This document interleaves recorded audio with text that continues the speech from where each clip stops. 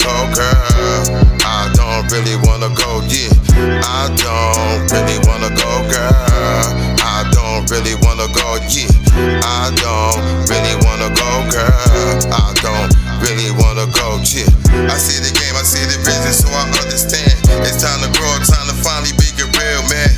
The bigger picture, settle down and getting married.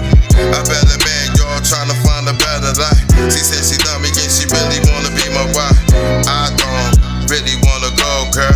I don't really wanna go, girl. I don't really wanna go, I don't really wanna go, girl. I don't really wanna go, yeah. I don't really wanna go, girl. I don't really wanna go, yeah. I don't really wanna go, girl. Get it poppin', man. Right. Alright, here we go.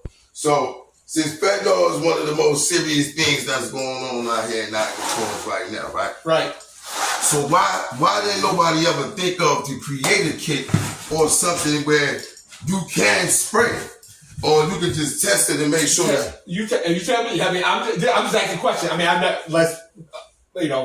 never smoked them. I'm just thinking that somebody who cares about my city, cares about the people, why not have some sort of home kit or some sort of self kit where you can, I mean, they gave COVID kits at home. Yeah. Why not have some sort of marijuana kit where you can test what's in here? If it gives you a blue, hey, you might want to be cautious. If it's red, that means you might just don't do it. Or if it's green, you good to go. Have a traffic light, red, yellow, and green. This is the most important. You know, this is an intelligent idea because you talk about if these people or anybody was able to invent this test, man, you know, you stopping the kids from being poisoned. Well, you can test it on the candy, you can test it on the marijuana, you can test it in your drinks.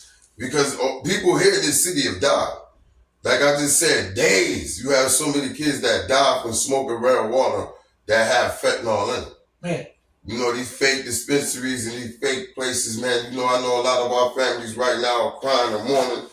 You know, like yesterday I was with my boy, you know, Pirates Pack, whose brother had passed away, man. God bless his dad. From that, whatever it was that was in the marijuana or whatever they give it to people to smoke, you know, you got certain type of fentanyl that you could just touch it and it's over for you. And they put this as all type of things, the K2, the marijuana, the cocaine or whatever, the heroin. And this is affecting our community heavy, man. A lot of our family is dying or done died. Man. Yeah. And if you can't look at it in tail, so I mean. So now your idea, like what you said, that you had these dispensaries, the legitimate dispensaries at least, were able to have those type of tests to be able to provide them to the people in the community. Yeah. So that the kids and everybody will be safe from this candy, these little candies that they're giving out here. Or I'll give you even something even better. If they don't want to, if it's too hard to make at home, like a COVID kit, hey, they make them COVID kits pretty fast. We should be able to get one. Why not at least have the dispensary have a kit say, hey, are you unsure? Here? Here's a test. We can show everybody that come in. Boom. It can stay at the dispensary. If not, I say everybody should be a self kit, a home kit for everybody. But if the first step should be just having it at the dispensary, something like that people know what they get. Yes, to make sure, you know, the whole thing is to be able to make sure, like you said, our family and our whole community is safe. Right. So this test right here, this will be one of the most beautiful things ever. But now, if their kids are being poisoned by these pills, these doctors and these people that's creating these drugs, right? If it is affecting their household, they will come up with that test because now they want to save their kids, right? Right. You know, but right now, I guess it's not their household that's being affected. I guess not. Their pockets is growing heavy. But they growing heavy. Somebody get paid from it. Yes, sir. So, you know, but when they infect these people, this is what we saying. If one of us or one of our black doctors or whatever could come up and say, yo, we willing. You know, Dr. Boyce. You know, you got Dr. Anderson. You know, I know Steve Harvey and all the rest of these people been paying attention, listening to that. This is something that we should invest in for our community, man, for real, man. You know what I mean? To make sure that our kids are not being called saying our kids is laying somewhere on the street. Man. Because they just smoke something that they don't even know what they smoke, man. And that's a hard call. That's a hard call to get. Just from one time, boom. I mean, I can't imagine getting that, you know, somebody getting that call and when it can't be prevented. So, man. Yeah, but we wanted to talk about the roads and the construction as well. That's very important too. So now, I understand that there's like some type of plan and some type of program where they have people designated to fix the roads. Yes. And that these roads have been being fixed at a certain amount of time. Yes. But there's a problem with how they're actually being fixed. Absolutely. So I tackled this when I was on the council this past year. We have this machine in Niagara Falls. I don't know if you've seen it. It's called the Pothole Killer. Okay. We pay $200,000 to $300,000 a year around there for a contract for this machine, and you can see it. People know about it. You patch one pothole, the next year you got to do it again and again and over and over. And I voted no to this machine because there are different technologies, there are different processes, not only to fill the potholes, but to pave the streets, period. So you can go to, I think it's 18th and Michigan over there at the corner. They paved that street last year. You see it now, it look like it's never been paved. Yo, know the ones that they got deep holes. Deep holes already, just from a year. These streets should be lasting 10, 15, 20 years before let's do it right the first time instead of doing it wrong 5, 10 times. Right. And that's what they say about anything. When you do it right, the first time, you ain't got to go back and do it over again. Right. And I see this is the process that the city, like we said before, the city like to think backwards because they feel like they can do it. Right. Especially when you got the leadership that you got right now. Right. You know, you feel like you could get to and do what you want to do and generate money and pay these people 10 times the astronomical amount of money from the taxpayer to do the same thing over and over and over every year. Right. When it can be done, it lasts for like 10 years. Exactly. And it's all about taxpayers' dollars. Are they being wasted? Are they being abused? Or are we being deliberate and taking that into account when we contract with somebody? Yes, sir. Yes, sir. What kind of contracts are we entering into? Right. And what is the extent of these contracts? Is these just write-offs and budgets that's allowing people, to do favors and get kickbacks? Or is this legitimate business? Right. Because like if you're saying you got to continue to keep paying the people to do something that they could have did the bank the first time over and over. Right. Who getting paid? Don't look right. Right. Yeah, that don't look right. Don't look right. But, now, as far as the roads, though, like when we get to these alleys, I think I showed you some pictures. My wife sent you some pictures, like with deep potholes. It's so rooted, like it's damaging your car. You ain't got to get to where we got to park, as you can see. Man. All the way from the beginning to the end. And we like, how they don't even never come fix this area? I understand only a few trucks come through there. But, man, you have no idea how many, when I was out there just talking to people in the city, knocking on doors, how many alleys I've been up and down, the one behind my house that looked like an earthquake went through this bad boy. So no attention to them. My wife want to know what could we do? Like all of the people like that we in these areas and we had that problem. It's tearing our cars up. You know what I mean? Like I know it might be affecting your cars or it might be affecting you. And I was also telling you like the lights and the garbage at night. So when you driving through there, you can't see. And it might be a kid running through there playing or something. Could be a pothole that you can't see. Next thing you know, you got to get your car into the shop $1,000, $2,000 later, all because of a pothole. Right. And it happens. And if it does happen, I've seen a lot of cases brought to the city where people were paid. That's sad for me to say, and I don't want to say that because we as a city should be fixing the alleys, should be fixing the streets. So you ain't got to waste. You don't got to waste money to have to pay people.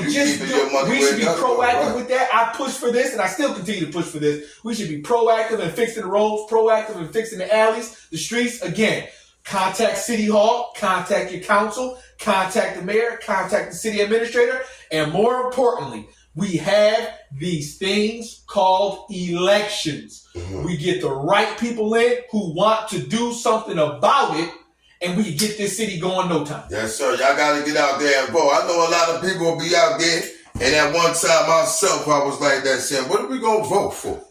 At the end of the day, they just put somebody else in the office to run the same office. But however, there is people out here like this brother that's there for something. That's there to make a change and seeing right. Everybody not corrupt. Everybody not going to keep the office running like Donald Trump was. So we just like to say that for the record. You know what I mean? Respect the Donald Trump though. Appreciate it.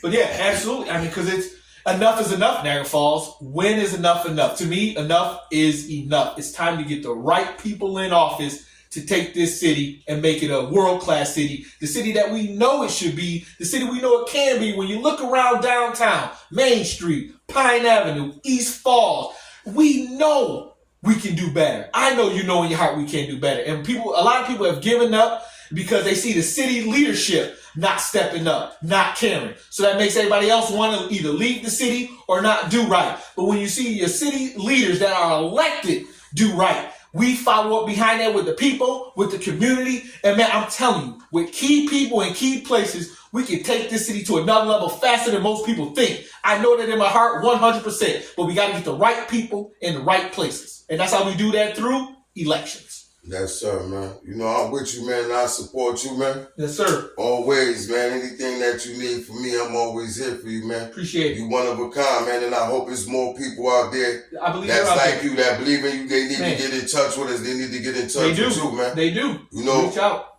This is what they say, a house divided against itself can't stand, man. Man. So at the end of the day, you know, the Black Wall Street was built by the people working together. You know, we can't take it back. We got to buy it back. Right. But one man can't buy it alone. We can buy it together, though. Right. So let's buy in, man. Let's get it together, man. Right. And my key is always just individuals, private sector income, investments, not big daddy government all the time. Now, there are grants out there that we can take advantage of, but man, we need to keep the money here from our own people. Right. And grow the city and grow the economy and grow this city. So yeah, absolutely. One thing at a time, one project at a time. No disrespect, but when you said that, I was thinking about how everywhere I go, I see either some, you know, like some Asian or half Asian got all of the cab stands, the stores, and all of these businesses, clothes and all of that, having us in our community take our money to them so they can send it to their country and their people. Man. Taking it out of our community. Man. We ain't got nothing in our community that's generating no money so we can keep building and buying in our community. Man. Once we get ours and keep buying it to ourselves, right, then we can keep buying more things in our community till we own it all. Right. So, you know, that's all I want to say, man. Man, and that's it. What if we could keep the money 15? What if we got 15 transactions before the money left the city? You buy this t-shirt from here, he helping manufacture it in Niagara Falls, he buy it at a retail store that's in Niagara Falls, on right here in the community until somebody leaves the state and then spend the money. But what if we could keep that money here as much as possible? Where the entrepreneurs at, the legit ones. I'm talking about people who are legit, who gonna do it the right way, who want to do it the right way. That's what I'm talking about building things with. That's right, man. We don't want to deal with none of these people that be faking, acting like they for the people and they're about money. This ain't about just getting no money. This is beyond and above money. So all of the people that want to try to use the people that they get money and do whatever, nah, we ain't with none of that. Stay over there with that like y'all been doing. Don't try to come over here with that. This is all legitimate, man. Word.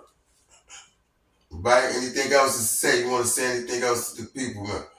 Man, down. I know there's a lot of people in this city. I know there's a lot of people in this city out there that are still caring. They're taking care of the land across the street. They're taking care of someone else's neighbor. You may have a zombie house right next door nothing's being done with it. And you wondering, why is this house looking like this? It's devaluing my property. Well, things can be done. There is hope. There is hope. Always have hope. Never give up hope. There are solutions for everything you see, but it takes the right people in the right places to make it happen. And I'm one of them. Yeah, you already know, man. That's the brother Vincent Cauley. Boom, what's your site for the people again? You can find me on Facebook, Vincent Cauley, Cauley. Reach out anytime. Always looking forward to hearing from you. You also got a YouTube page, correct? Yeah, Vincent Cauley, Niagara Falls City Councilman. You can find me there. We're just getting that started, but I'm also coming out with a website. Please stay tuned for that. Right, and this is Michael Hill for the Center for Equal Justice. You can find me on YouTube under Michael Hill 9920, or you can just go to Facebook and put in All That Gambino, man. For the Reform Nation, we out.